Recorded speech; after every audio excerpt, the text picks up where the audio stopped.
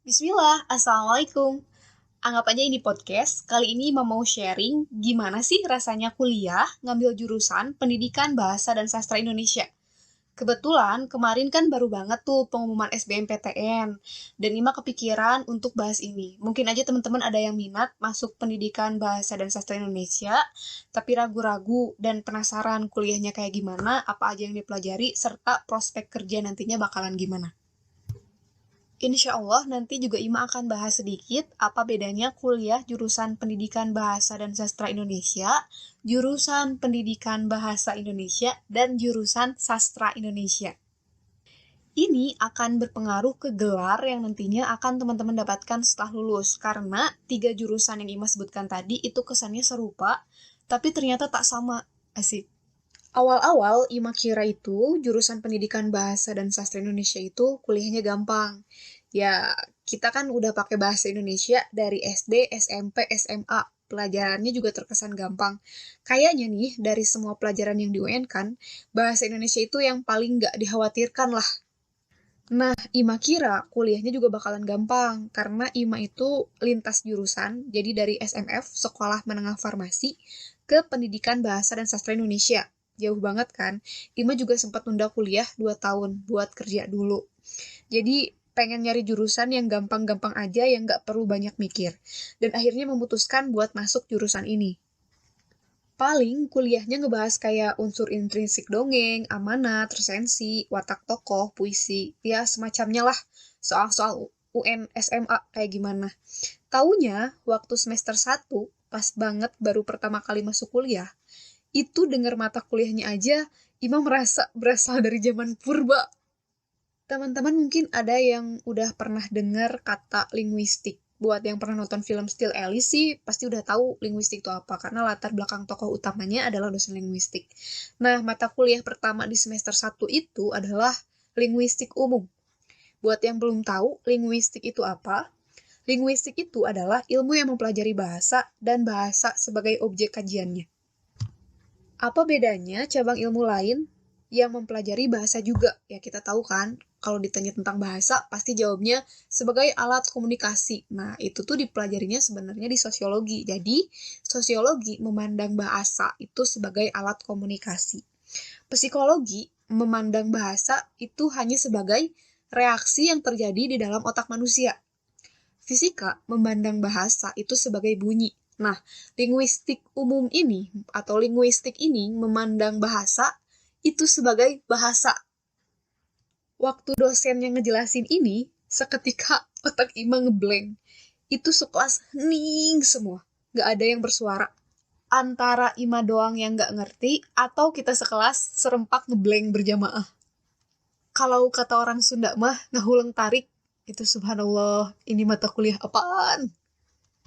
Paling bener lah, jangan ngerendahin suatu jurusan atau pekerjaan kalau memang kita nggak tahu proses belajarnya kayak apa. Kayak misalnya pemikiran, apa sih belajar bahasa Indonesia aja harus sampai kuliah? Apa sih jadi guru TK atau SD aja harus S1 segala? Ah, paling jurusan pemasaran belajar dagang doang. Hindari pemikiran-pemikiran seperti itu karena kita nggak tahu susahnya prosesnya mereka kayak apa.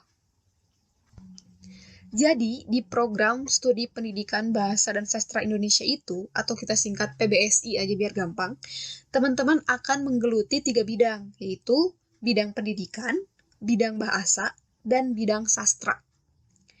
Contoh mata kuliah di bidang pendidikan seperti misalnya kurikulum pembelajaran, landasan ilmu pendidikan, filsafat ilmu, psikologi pendidikan, media pembelajaran, strategi dan model pembelajaran, network planning, telaah kurikulum SMP dan SMA, dan buku teks, evaluasi pembelajaran, dan lain-lain. Itu contoh mata kuliah pendidikan. Nah, mata kuliah di bidang bahasa, contohnya seperti tadi, linguistik, nanti ada fonologi, morfologi, sintaksis, semantik, sosiolinguistik, psikolinguistik, 4 keterampilan berbahasa ya, keterampilan berbicara, keterampilan menyimak, keterampilan menulis, keterampilan membaca. Lalu nanti ada lagi teori belajar bahasa, perencanaan bahasa, dan lain-lain. Sebenarnya, Sekarang ada program Kampus Merdeka. Mungkin beberapa teman-teman juga ada yang udah tahu. Nah, program Kampus Merdeka ini memperbolehkan kita untuk mengambil mata kuliah di luar dari mata kuliah yang ada di prodi kita. Jadi kita boleh ngambil mata kuliah di jurusan lain. Nah, ini agak sulit diterapkan di jurusan Pendidikan Bahasa dan Sastra Indonesia. Kenapa? Karena di Pendidikan Bahasa dan Sastra Indonesia, belajarnya itu harus mengurut atau runtut. Ini untuk bahasa sih terutama.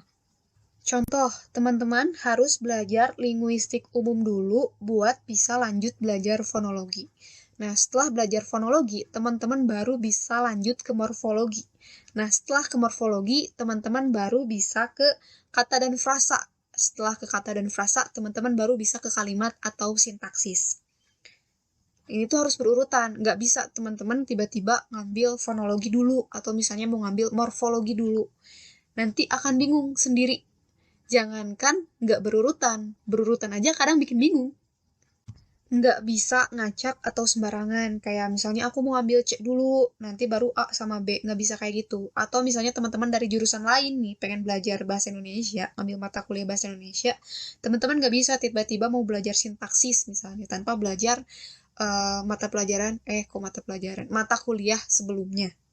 Lanjut tadi tentang mata kuliah pendidikan dan mata kuliah bahasa. Kita ke mata kuliah di bidang sastra. Misalnya teman-teman akan belajar sejarah sastra, teori sastra, apresiasi dan kajian puisi, apresiasi dan kajian prosa, kritik sastra, dan lain-lain. Setelah mengenal mata kuliah yang udah Ima bahas barusan, sebenarnya kita udah bisa membedakan apa bedanya jurusan Pendidikan Bahasa dan Sastra Indonesia atau PBSI dengan jurusan Bahasa Indonesia atau Pendidikan Bahasa Indonesia PBI dan jurusan Sastra Indonesia atau SI. Jadi ada PBSI, ada PBI, ada SI. Ada yang bahasa Indonesia aja. Jelimet kan? Jadi, kalau teman-teman ngambil jurusan Bahasa Indonesia, itu yang dipelajari ya mata kuliah tentang Bahasa Indonesia aja. Kalau teman-teman ngambil mata kuliah Pendidikan Bahasa Indonesia, yang dipelajari ya berarti bidang pendidikan dan bidang Bahasa Indonesia. Kalau teman-teman mengambil jurusan Sastra Indonesia, ya teman-teman akan belajar fokus kepada Sastra Indonesia aja. Itu bedanya.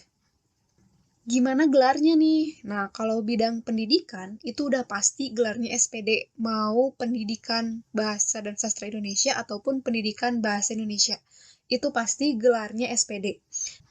Sementara untuk jurusan sastra, itu gelarnya tergantung prodinya di bawah naungan fakultas apa. Kalau misalnya prodinya berada di bawah naungan fakultas bahasa dan sastra, maka gelarnya akan SS. Sarjana Sastra. Kalau misalnya prodinya berada di bawah naungan Fakultas Ilmu Budaya, itu gelarnya akan S.Hum, Sarjana Humaniora.